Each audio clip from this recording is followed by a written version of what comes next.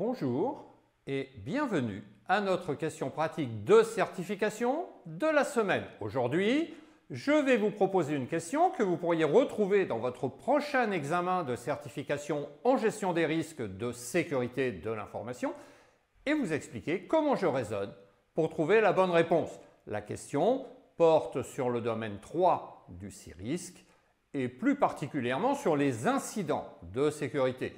C'est une question que vous pourriez également retrouver dans votre prochain examen CISM ou même CISA.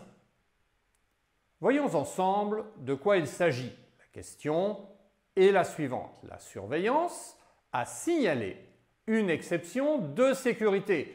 Quelle est alors l'action la plus appropriée? Réponse 1, escalader l'exception. Réponse 2, mettre à jour le registre des risques. Réponse 3, activer le plan de réponse aux risques.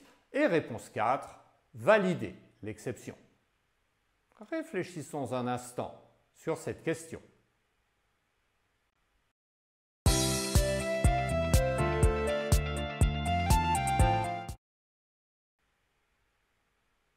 Réponse 1, la remontée du problème à la direction ne doit pas avoir lieu tant que l'on n'en sait pas davantage sur la situation. Et même dans ce cas, c'est seulement si le responsable de la sécurité n'est pas en mesure de résoudre le problème qu'il conviendrait d'en informer la direction. Cette réponse est donc fausse.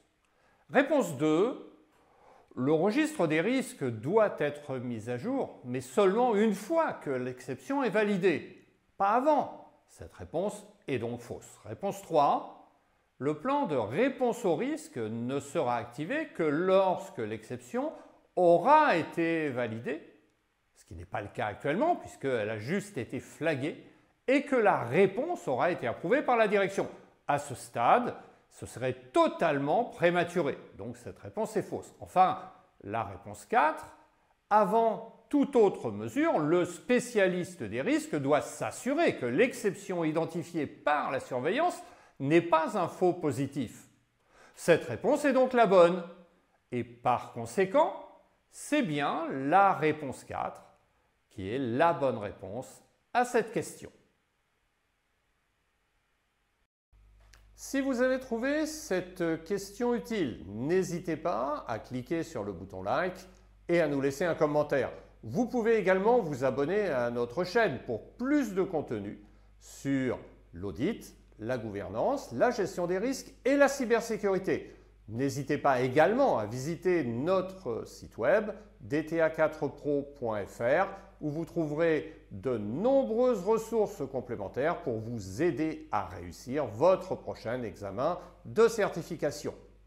Pour ma part, je vous donne rendez-vous mardi prochain pour une nouvelle question de la semaine.